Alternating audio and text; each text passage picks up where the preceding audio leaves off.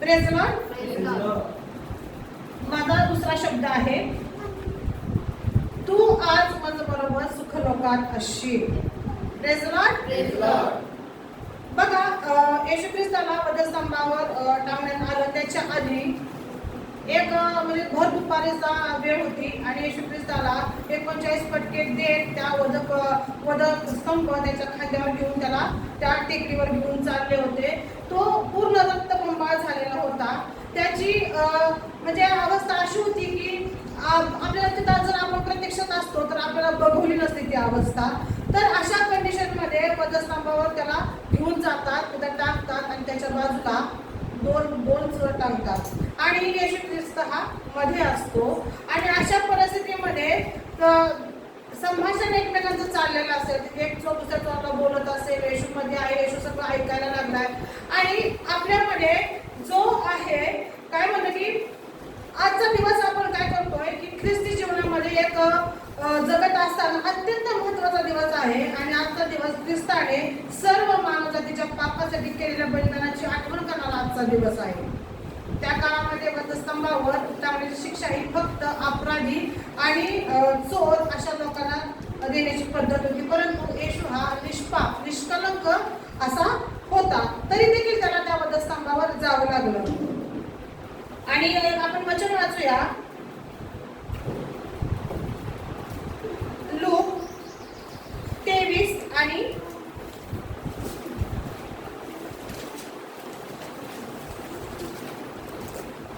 39 पासूनची वचन वाचूया आपण.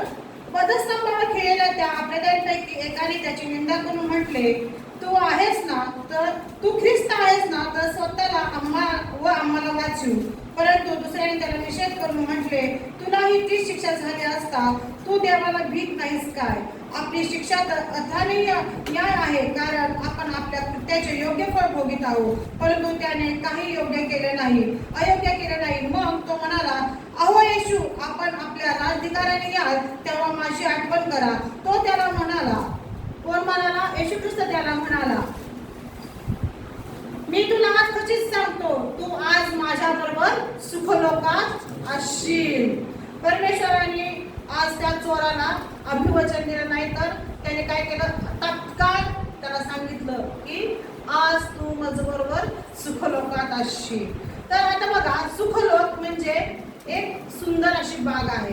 कारण सुखलोक, उधोलोक आणि अधोलोक असे 3 गोष्टी आहेत. त्याच्यामधल्या सुखलोकामध्ये तू असशील असं देव म्हणतो. आणि देवानं त्याला एका चांगल्या बागेत बनवलं की त्यांनी वचन दिलं की असं की मी आज तुला काय करीन, आता या क्षणी तू माझ्याबरोबर सुखलोकात असशील. आणि देवाने मला एक प्रकटीकरण या वाचताना दिलं की त्या काळामध्ये जेव्हा वधस्तंभावर टांगत असताना जसं ती चोर देखील म्हणजे अपराधी वगैरे होती, शापित होती, तसा तो वधस्तंभ देखील काय होता, शापित होता. आणि हे वाचताना मला देवाने दिलेलं प्रकटीकरण आहे की जेव्हा वधस्तंभावर तो वधस्तंभ शापित होता, तेव्हा मला असं वाटतं की बाबा जेव्हा येशूने त्या वधस्तंभावर दिलं, तो वधस्तंभ तो आशीर्वादित झाला, तो वधस्तंभ कृपेचा वधस्तंभ झाला. आज म्हणून आपण त्या वधस्तंभाकडे बघून कृपा पावतो. Praise the Lord. म्हणून आज आपण त्या वधस्तंभावर कृपा पावतो. त्यांनी पण या चोरांनी काय केलं, येशूची थट्टा केली. काय केली? येशूची थट्टा केली. येशूला त्यांनी म्हटलं की तू ख्रिस्त आहेस ना, तू ख्रिस्त आहेस ना. म्हणजे याचा अर्थ काय होतो की त्याला माहित होतं की तो ख्रिस्त आहे. त्याला हे माहित होतं की येशूने चमत्कार केले, तो देवाचा पुत्र आहे. तो त्याला येशूच्या सगळ्या गोष्टी माहित होत्या. म्हणजे तो येशूला बघत होता, त्याने बघितलेलं होतं की येशूने आतापर्यंत काय काय केलेलं आहे. तरी सुद्धा तो काय म्हणत आहे, तू ख्रिस्त आहेस ना, तर काय कर, तू आम्हाला पण वाचव आणि स्वतः पण यातून बाहेर पड. पण काय होतं की जेव्हा ती चोर येशूला म्हणत आहे तसं, आणि त्याच वेळी दुसरा चोर त्याचा निषेध करून काय म्हणत आहे की तुला शिक्षाची झाली आहे, ती तुझ्या पापांची झालेली आहे, तू केलेल्या गुन्ह्याची शिक्षा झालेली आहे. तरी सुद्धा तुला देवाची भीती वाटत नाहीये का? तू असं का बोलत आहेस? तू जी शिक्षा भोगतोय ती तुझ्या पापांची, पण हा तर काय आहे, निष्कलंक आहे. त्याला जी शिक्षा होत आहे ती अयोग्य प्रकारे शिक्षा आहे. त्या शिक्षेचा तो ह्याचा नाहीये, पण तरी सुद्धा तो शिक्षा भोगीत आहे. परंतु याचाच अर्थ काय होतो, दुसऱ्या चोराने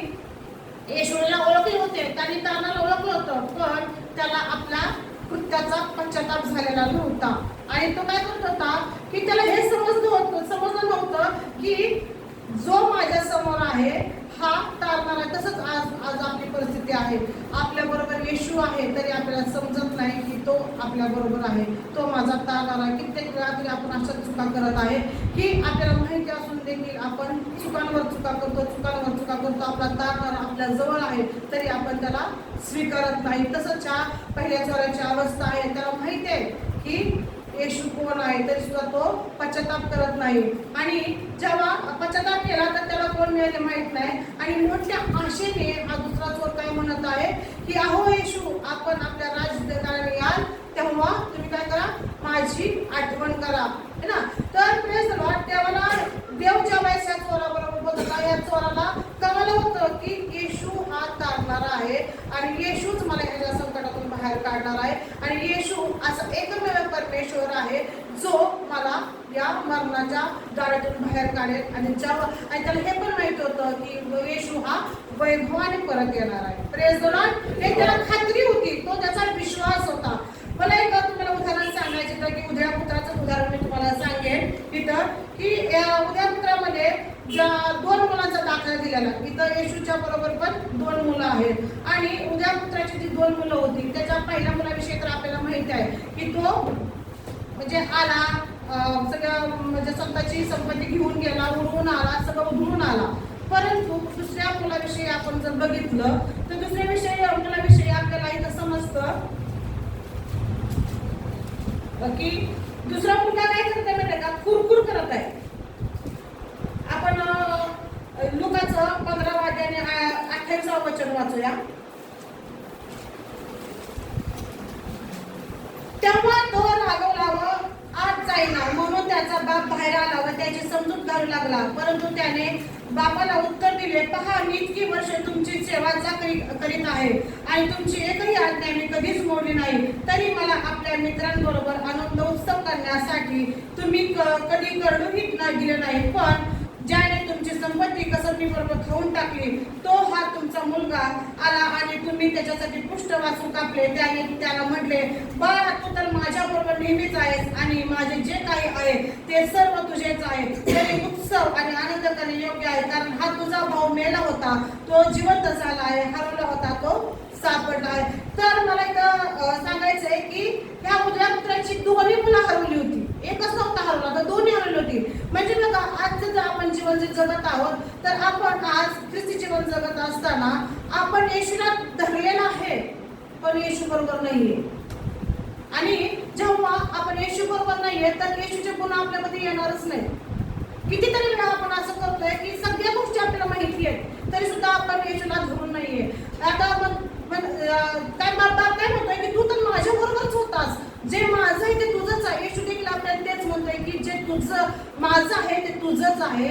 तरी सुद्धा त्या मुलाला बापावर विश्वास नाही. आणि हा उजव्या पुत्राने दुसऱ्या काय केलेला आहे पहिले की तो सगळं संपत्ती उडवून त्या पश्चाताप करून तो आपल्या बापाजवळ आलेला आहे आणि त्याने काय केलेलं आहे, बापाकडून क्षमा पावलेली आहे. तसंच ह्या चोराने देखील दुसऱ्या काय केलेलं आहे की देवाकडून क्षमा पावलेला आहे तो. आणि त्याच्यामुळे तो देव त्याला काय म्हणताय की आज तू माझं बरोबर सुखलोकात असशील.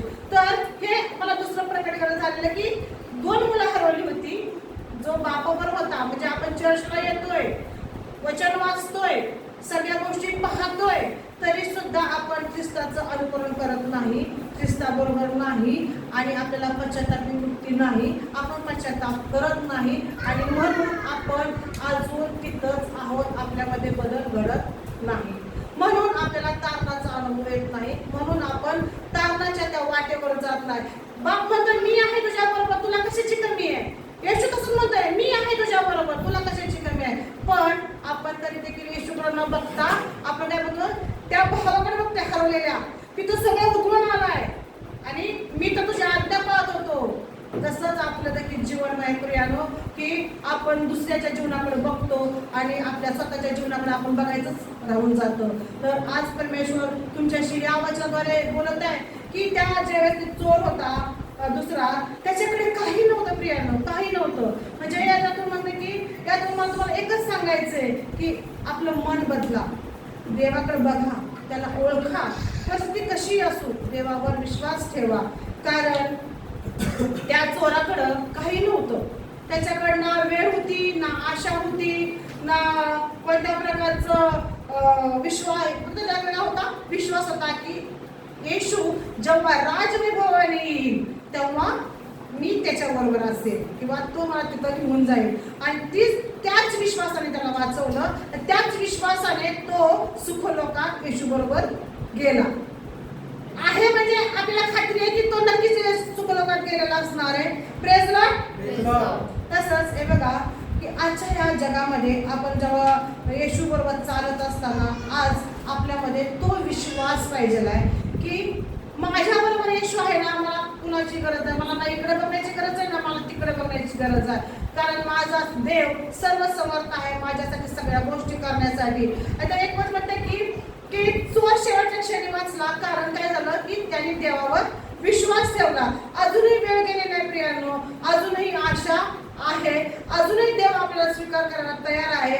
माझ्या प्रिय लोकांनो, येशू आपल्याला म्हणत आहे माझ्याकडे ये म्हणजे मी तुला नवीन जीवन देईल. म्हणून परमेश्वर म्हणत आहे आज तू माझ्या बरोबर सुखलोकात असशील. कारण की तू माझ्या बरोबर विश्वास राहा तर मी तुला माझ्या बरोबर सुखलोकात घेऊन जाईल. काय तुम्ही तयार आहात या सुखलोकात जाण्यासाठी? काय तुम्ही तयार आहात येशू बरोबर राहण्यासाठी? काय तुम्ही तयार आहात तुमच्या नवीन जीवनामध्ये जाण्यासाठी? काय तुम्ही आहात आपले जीवन येशू ख्रिस्ताला समर्पित करण्यासाठी? काय तुम्ही आहात त्या पश्चातापी वृत्तीमध्ये जाण्यासाठी? काय तुम्ही आहात की आज मी जे काय आहे परमेश्वर बाप्पा तू आज माझा बदल कर. परमेश्वर पिता बाप्पा आज तू माझं जीवन परमेश्वर बाप्पा तुझ्या हातामध्ये घे. परमेश्वर बाप्पा माझ्यामधला जो इकडे तिकडे बघण्याचा स्वभाव आहे, परमेश्वर बाप्पा दुसऱ्याचं पुसपट काढण्याचा स्वभाव आहे, दुसऱ्याकडे निंदा करण्याचा स्वभाव आहे, जो कुरकुर करण्याचा स्वभाव आहे, परमेश्वर बाप्पा तू आज माझा काढून टाक. आणि परमेश्वर बाप्पा तू जेव्हा राजवैभवाने येशील परमेश्वर बाप्पा तू माझी आठवण कर. आणि परमेश्वर पिता बाप्पा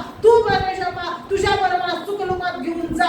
कारण परमेश्वर बाप्पा तू मला नवीन जीवन देणार याची मला खात्री आहे परमेश्वर बाप्पा. म्हणून या प्रियानो आपण त्या पश्चातापी वृत्तीमध्ये जाऊया. यावेळी मी ब्रदर जॉयला मी पुढे बोलवत आहे आणि प्रार्थना करत आहे परमेश्वर या बाप्पा की या आपण आपल्या जागेवर उभं राहूया आणि पश्चाताप करूया की परमेश्वर बाप्पा खरोखर परमेश्वर बाप्पा आज मला तुझी गरज आहे. परमेश्वर बाप्पा आज परमेश्वर बाप्पा मी पश्चाताप करते